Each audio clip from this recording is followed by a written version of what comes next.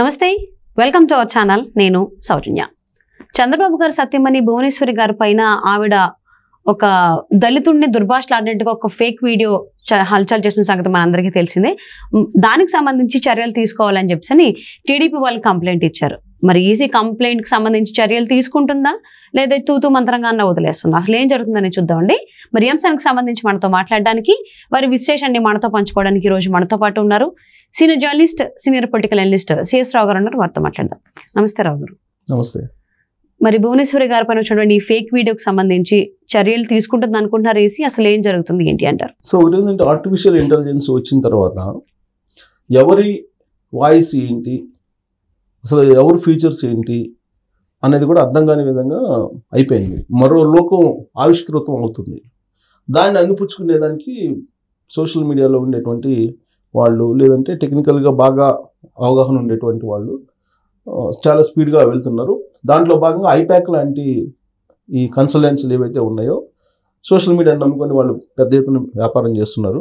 వాళ్ళు ఇలాంటి వాటిని అందిపుచ్చుకుంటున్నారు. సహజంగా అడ్వాన్స్డ్ టెక్నాలజీని ఇలాంటి వాళ్ళు అందిపుచ్చుకుంటూ ఉంటారు. సోషల్ మీడియా దాని ప్రభావం అనేది 2014 ఎన్నికల వరకు పెద్దగా లేదు. బట్ 2014 ఎన్నికల్లో స్టార్ట్ అయింది సోషల్ మీడియా ప్రభావం ఏంటి అనేది. అంతకుముందు వరకు మీడియా మాత్రమే ఉండేది, ప్రింట్ మీడియా. ఆ తర్వాత ఎలక్ట్రానిక్ మీడియా ప్రభావం వచ్చింది. ఎలక్ట్రానిక్ మీడియా తర్వాత 2014లో సోషల్ మీడియా ప్రభావం స్టార్ట్ అయింది. ఆ సోషల్ మీడియా కారణంగానే అప్పుడు నరేంద్ర మోడీ ప్రధానమంత్రి కాగలిగారు. ఆయన ప్రచారం విస్తృతంగా వెళ్ళింది యూత్లోకి, యూత్ని అట్రాక్ట్ చేసింది. ఫలితంగానే ఆయన గెలిచాడు అనేది ఆ ఎన్నికల్లో వచ్చినటువంటి అభిప్రాయం. సో ఆ తర్వాత 2019కి వచ్చేటప్పటికి ఎస్పెషల్లీ తెలుగు రాష్ట్రాల్లో ఐప్యాక్ ఎంటర్ అయిపోయింది. ప్రశాంత్ కిషోర్ ఎంటర్ అయిపోయాడు. ఎంటర్ అయిన తర్వాత ఆంధ్రప్రదేశ్లో సోషల్ మీడియాని పరుగులు పెట్టించారు. పరుగులు పెట్టించి 2014 ఎన్నికల్లో యూత్లోకి బలంగా చొచ్చుకొని వెళ్లేలాగా వైఎస్ఆర్ కాంగ్రెస్ పార్టీకి వ్యూహాలు రచించి సక్సెస్ అయ్యారు. 151 మంది ఎమ్మెల్యేలతోటి జగన్మోహన్ రెడ్డిని గెలిపించడం అంటే అది చిన్న విషయం కాదు. ఆ విజయం అంతా కూడా సోషల్ మీడియాది అనేది తర్వాత అర్థమైంది. సో ఇప్పుడు సోషల్ మీడియా లేకుండా అసలు రాజకీయాలు లేవు, సోషల్ మీడియా లేకుండా రాజకీయాలు చేయలేము అనేటువంటి పరిస్థితికి రాజకీయ నాయకులు వచ్చేసారు.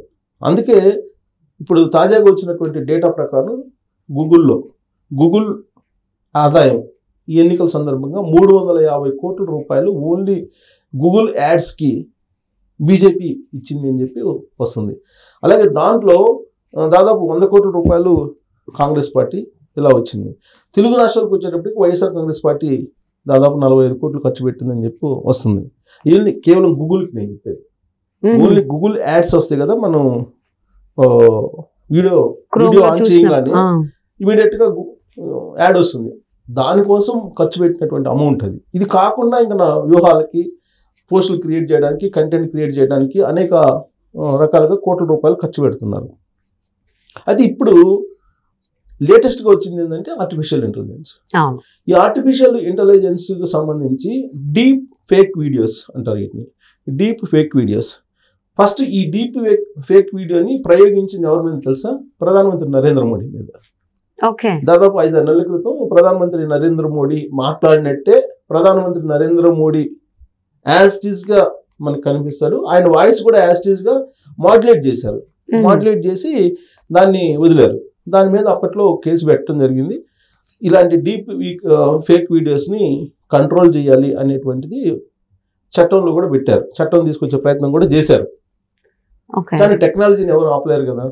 ఇప్పుడు డీప్ ఫేక్ టెక్నాలజీని తీసుకొచ్చిన తర్వాత ఈ మధ్య కాలంలో తెలుగు రాష్ట్రాల్లో చంద్రబాబు నాయుడు మాట్లాడినట్టు చంద్రబాబు నాయుడు వాయిస్ని యాడ్ చేసి ఆయన వాయిస్, ఆయన ప్రసంగం ఉన్నట్టే కొన్ని వీడియోలు వదిలేరు.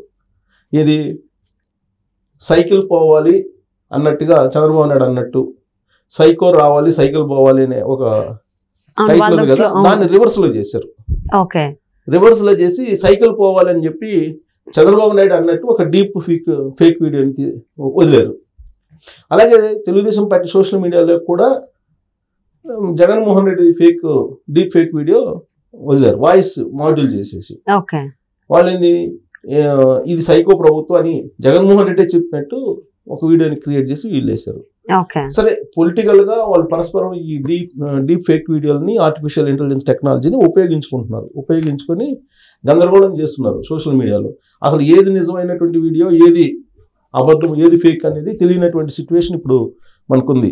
అది బాగా తెలిసినటువంటి వాళ్ళైతే తప్ప ఇదేంది ఇలా మాట్లాడుతున్నాడు చంద్రబాబు నాయుడు, లేదంటే ఇదేంది ఇలా మాట్లాడుతున్నాడు జగన్మోహన్ రెడ్డి అనుకునేటువంటి పరిస్థితి సోషల్ మీడియాలో ఇప్పుడు కనిపిస్తుంది. ఇలాంటి తరుణంలో భువనేశ్వర్ని టార్గెట్ చేసింది వైఎస్ఆర్ కాంగ్రెస్ పార్టీ. టార్గెట్ చేసి ఆమె డీప్ ఫేక్ వీడియో ఒకటి రిలీజ్ చేశారు.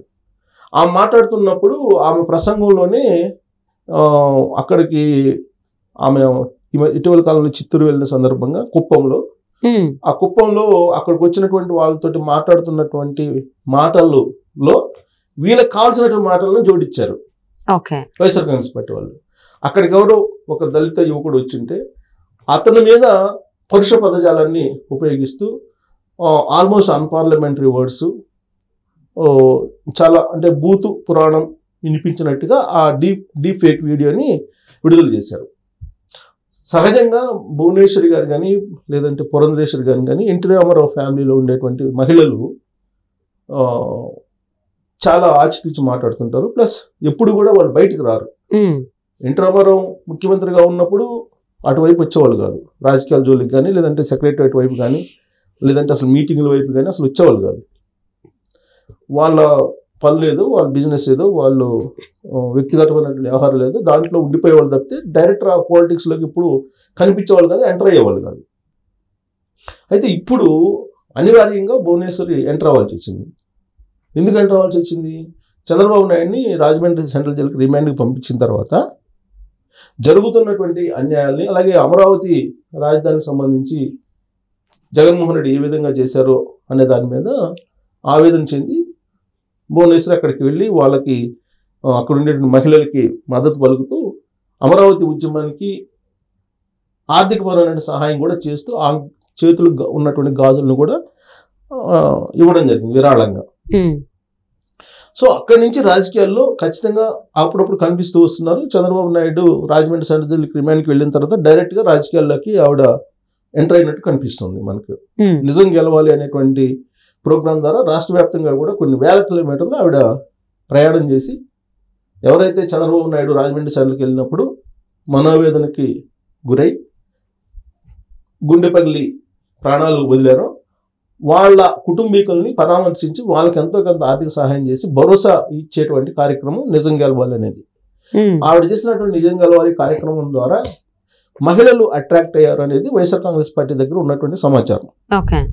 ఇప్పుడు ఆవిడ ఏం చేస్తున్నారు, భువనేశ్వరి మళ్ళా నిజం గెలవాలి కార్యక్రమం ముగిసిన తర్వాత ఈ ఎన్నికల సందర్భంగా ప్రత్యేకమైనటువంటి కార్యక్రమాన్ని డిజైన్ చేసుకొని కొన్ని ప్రాంతాలకు ఆవిడ వెళ్ళి ప్రచారం చేయడానికి బ్లూ ప్రింట్ సిద్ధం చేశారు.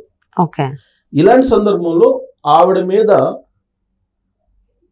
ఒక రకంగా ఈ డీప్ ఫేక్ వీడియో ద్వారా దుష్ప్రచారం చేసేదానికి వైఎస్ఆర్ కాంగ్రెస్ పార్టీ సిద్ధమైన క్రమంలో ఒక వీడియోని విడుదల చేసింది. సోషల్ మీడియాలో గత 2 రోజుల నుంచి వైరల్ అవుతుంది ఆ వీడియో. దళితుల్ని కించపరిచేలా మాట్లాడారు అనే యాంగిల్లో ఆ మాటలు ఉన్నాయి.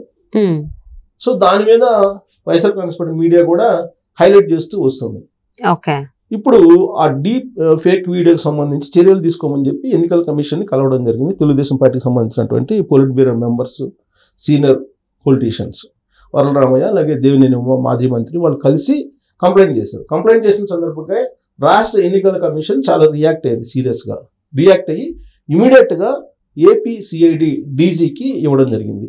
ఏపీ సిఐడి డీజీకి సీరియస్గా దీని మీద చర్యలు తీసుకోండి, ఈ వీడియో ఫేక్ వీడియోని ఎవరు రిలీజ్ చేశారు, ఎక్కడి నుంచి వచ్చింది, దీని మీద చర్యలు తీసుకున్నారు కానీ ఇమీడియట్గా రాష్ట్ర ఎన్నికల కమిషన్ ఆదేశం కాబట్టి సిఐడి రంగంలోకి దిగింది. సిఐడి డీజీ రంగంలోకి దిగారని చెప్పి తెలుస్తుంది. నిజంగానే ఎంక్వైరీ చేస్తారా ఇప్పుడున్నట్టు పరిస్థితుల్లో, లేదా జగన్మోహన్ రెడ్డికి కొంతమంది ఆంధ్రప్రదేశ్లో ఉన్నట్టు పోలీసులే సర్వీస్ చేస్తున్నారనేది ఉంది, పర్సనల్ సర్వీస్ చేస్తున్నారనేది. సో ఆ పర్సనల్ సర్వీస్ చేస్తున్నటువంటి క్రమంలో నిజంగానే ఇప్పుడు ఎన్నికల కమిషన్ ఇచ్చినటువంటి ఆదేశాల మేరకు ఏపీ సిఐడి డీజీ చర్యలు తీసుకుంటారా ఈ వీడియో మీద? అసలు ఈ వీడియోని ఒరిజినలా లేదంటే డూప్లికేట్ అనేది ఆయన తేల్చాలి. ఆయన తెలిసి ప్రెస్ మీట్ పెట్టి చెప్పాలి. అప్పటి వరకు కూడా దీని మీద ఇలాంటి రాజకీయపరమైనటువంటి బురద చల్లుతూనే ఉంటారు. సో అంత మరి వేగంగా చేస్తారా? గులకరాయి సంబంధించినటువంటి విచారణ ఎంత తొందరగా చేశారు, అంత తొందరగా దీన్ని చేస్తారా అనేది చూడాలి.